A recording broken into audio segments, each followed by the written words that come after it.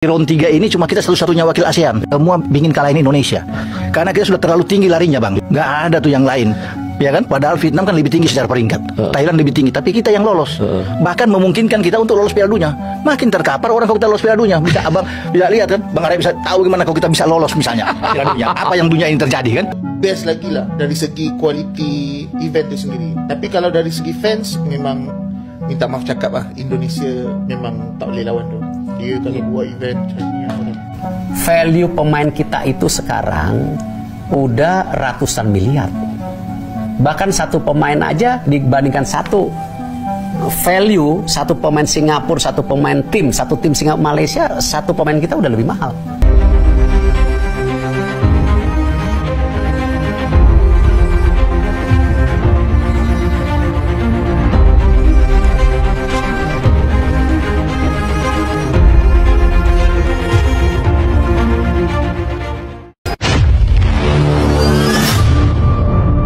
Indonesia naturalisasi menurut coach bagaimana itu? Ya, naturalisasi dari Indonesia lebih baik daripada apa yang kita ada di Malaysia, dan saya percaya Indonesia berada dalam tahap yang lebih baik sekarang.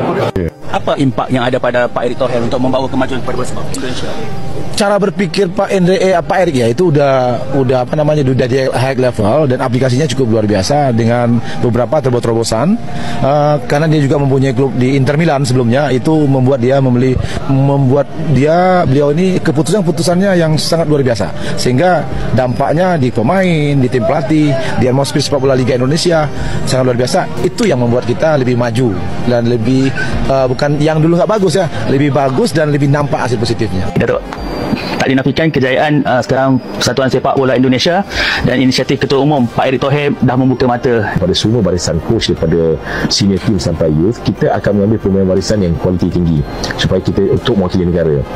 Tetapi ingat, kita ni takkan sama dengan Filipina ataupun dengan Indonesia. Mereka punya banyak pemain warisan yang boleh mereka pilih, kualiti dan kuantiti. Kita ni very limited, dan banyak daripada portal tu mengatakan ada kita FM tak push, banyak yang fake.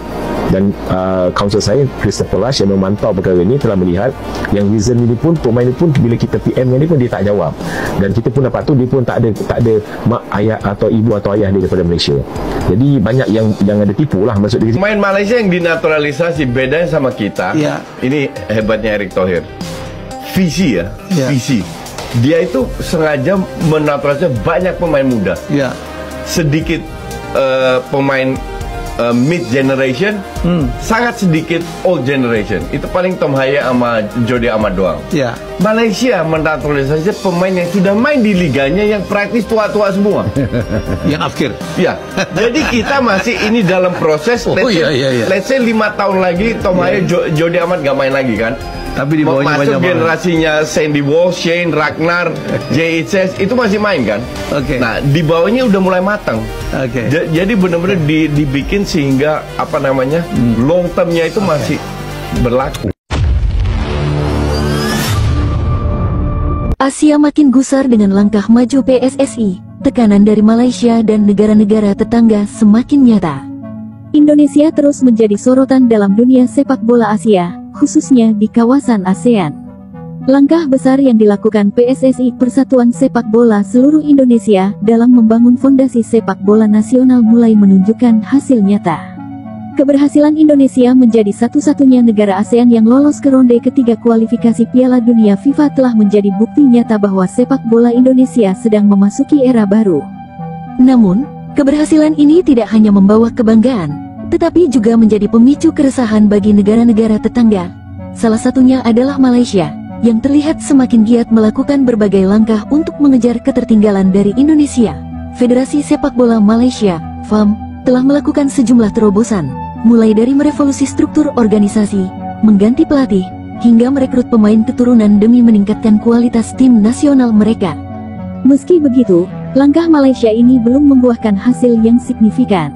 Kendala utama mereka adalah penolakan dari banyak pemain keturunan untuk bergabung dengan tim nasional Malaysia.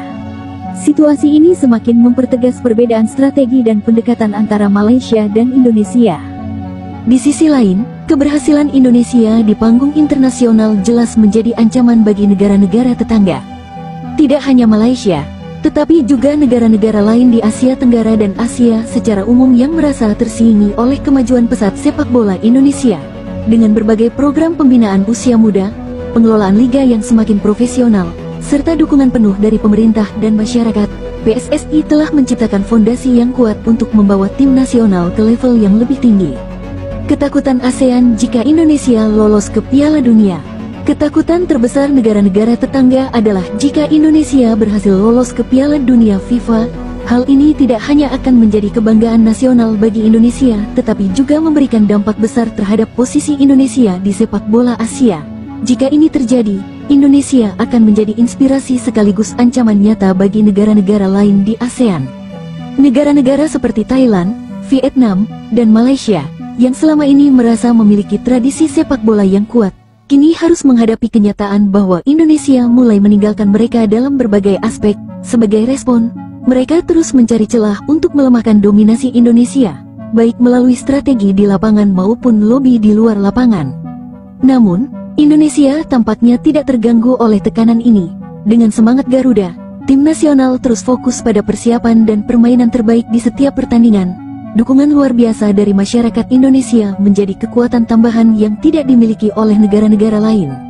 Tantangan ke depan meski telah mencatat banyak pencapaian, Indonesia tetap menghadapi tantangan besar. Tekanan dari negara-negara lain di Asia akan semakin kuat, baik secara teknis maupun mental. Namun, jika Indonesia mampu terus mempertahankan konsistensi dan membangun mentalitas juara, tidak ada yang mustahil untuk diraih. Keberhasilan Indonesia di kancah sepak bola internasional akan menjadi kebanggaan bagi seluruh rakyat dan membuktikan bahwa kerja keras, dedikasi, dan visi yang jelas dapat membawa perubahan besar. Dan jika suatu hari Indonesia benar-benar lolos ke Piala Dunia, seluruh Asia, khususnya ASEAN, akan menyaksikan bahwa mimpi besar bisa menjadi kenyataan.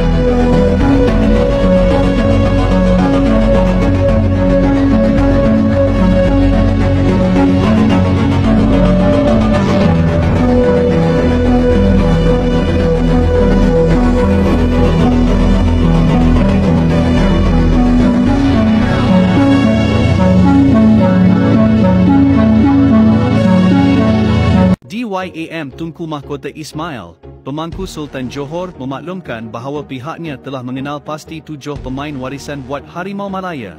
Baginda juga memberi bayangan bahawa pemain yang dikenal pasti itu berasal dari Eropah Selatan. Diharapkan kerajaan Malaysia dapat membantu dalam proses mendapatkan pasport Malaysia. Baginda mahu melihat kempen skuad kebangsaan bermula dengan positif bagi misi untuk melayakan diri ke pentas Piala Asia 2027.